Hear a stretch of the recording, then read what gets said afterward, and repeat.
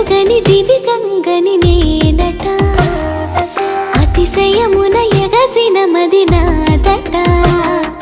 ఓడు పెరిగిన శివుడవు నీవేనట జడముడులతో నిలుపదనను నీ జత